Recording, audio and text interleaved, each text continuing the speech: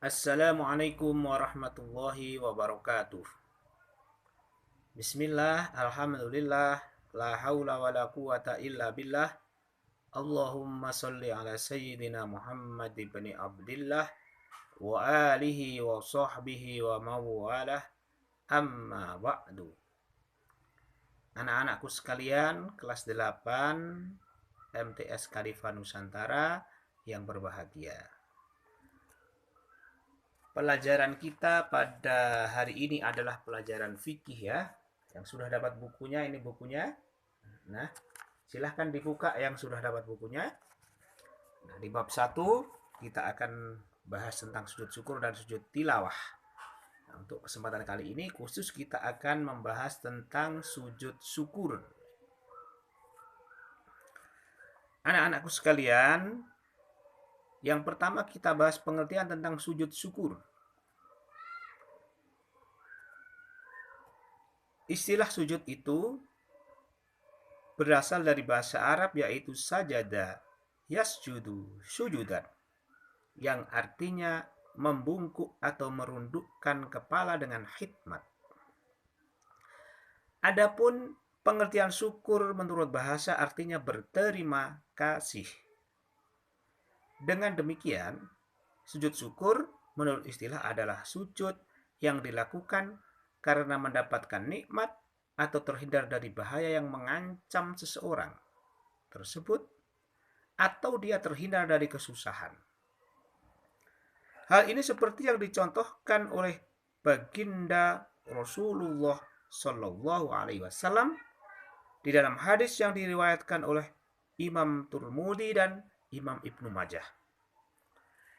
An Abi Bakrata anna Nabiyya sallallahu alaihi wasallam kana idza atahu amrun yasurruhu aw yusarru bihi kharra sajidan syukran lillahi tabaraka wa ta'ala. Dari Abu Bakrah, sesungguhnya apabila datang kepada Nabi Muhammad sallallahu alaihi wasallam sesuatu yang menyenangkan atau kabar gembira, beliau langsung sujud syukur kepada Allah Subhanahu wa ta'ala.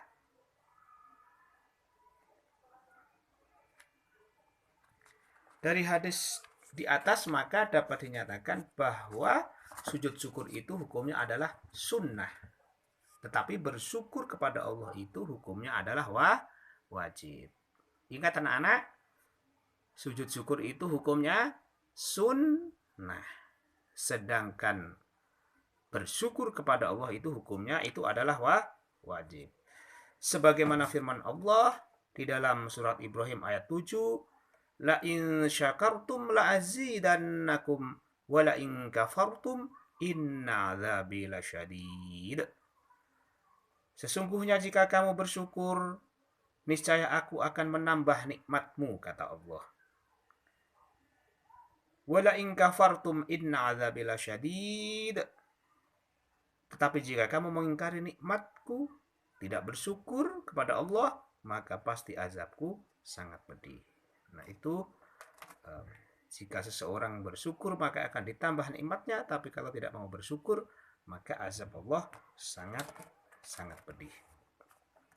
Kemudian ada syarat dan rukun sujud syukur.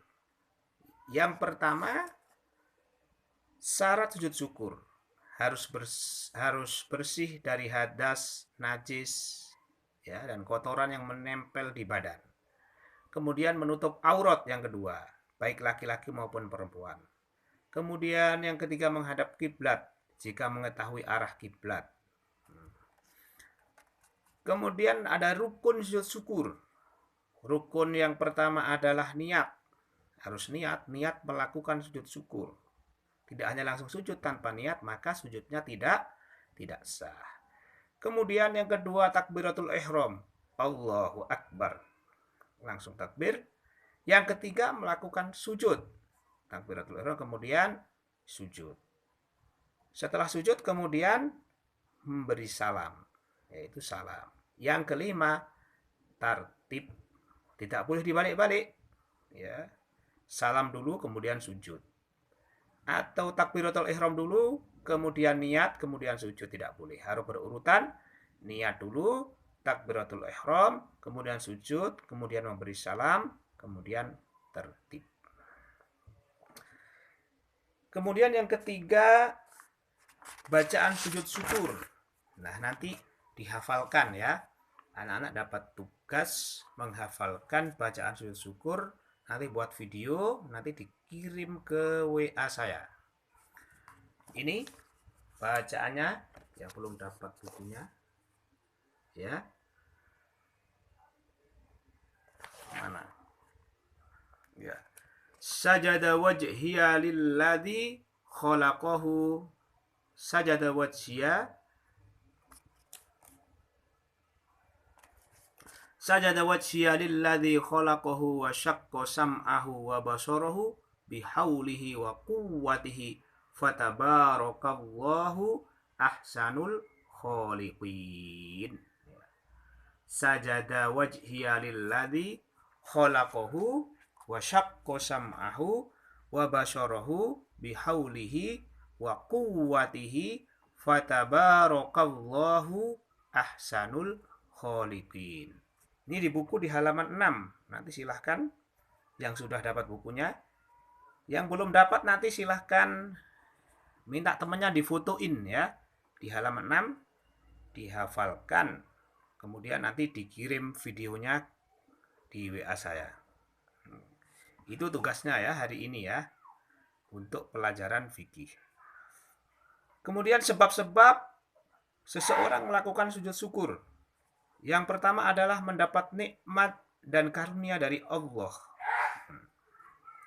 Nikmat dan karunia dari Allah, contohnya apa? Ya, misalkan seseorang dapat rizki, berdagang. Ya, selama ini dagangnya susah sekali, tiba-tiba dagangannya dibeli, dapatlah keuntungan 100 juta. Nah, maka seketika orang itu disunahkan untuk sujud syukur. Atau tiba-tiba dapat hadiah, ya, dapat hadiah. Mungkin tiba-tiba dapat hadiah bekerja di mana atau dapat hadiah dari mana aja. Tiba-tiba dapat hadiah mobil. Ya, tapi beneran. Misalkan dari perusahaan, ini Bapak dapat hadiah mobil ya, silakan diambil, tapi yang beneran mobil hadiahnya itu. Maka seketika dia disunahkan untuk sujud syukur. Kemudian mendapatkan berita yang menyenangkan, maka dia disunahkan juga untuk sujud syukur. Misalkan contohnya apa?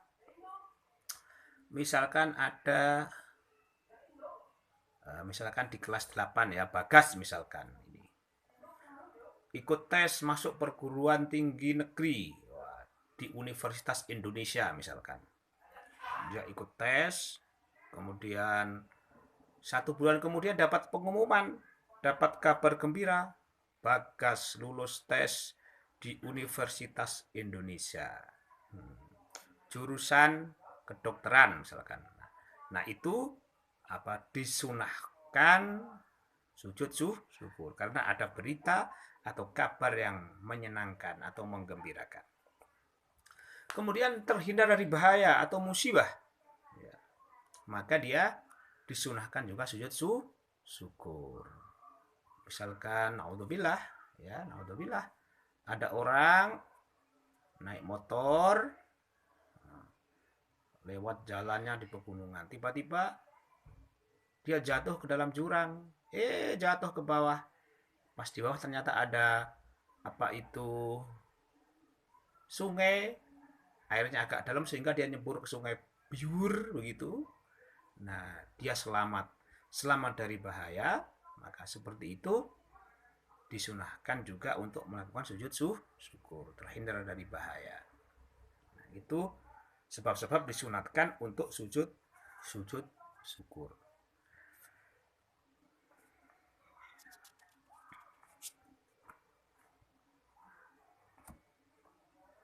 Dalam prakteknya ada hal-hal juga yang menyebabkan Nabi Muhammad dan sahabat itu melakukan sujud syukur. Di antaranya adalah ketika Nabi Muhammad mendapatkan surat dari Ali yang isinya kabar gembira bahwa suku Hamzan masuk Islam, yaitu satu suku, satu kaum masuk Islam, Nabi Muhammad bersyukur. Kemudian ketika malaikat Jibril memberi kabar gembira kepada Nabi Muhammad bahwa orang yang selalu bersolawat kepada baginda Nabi Muhammad akan diberi rahmat dan keselamatan.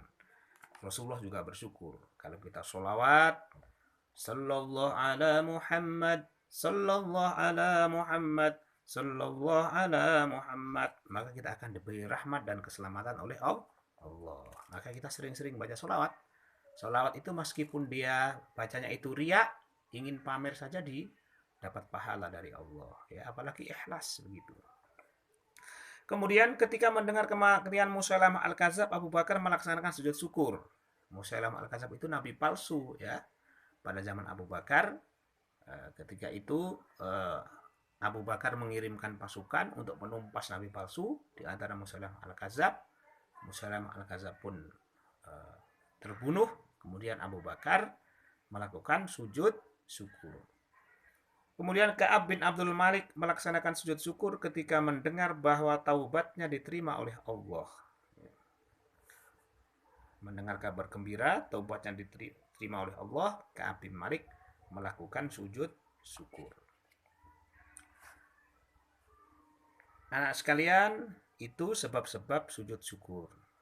Kemudian praktek. Untuk prakteknya nanti kalau kita sudah bertemu secara langsung ya, insya Allah kita praktek satu-satu. Kemudian manfaat sujud syukur. Apa manfaat sujud syukur?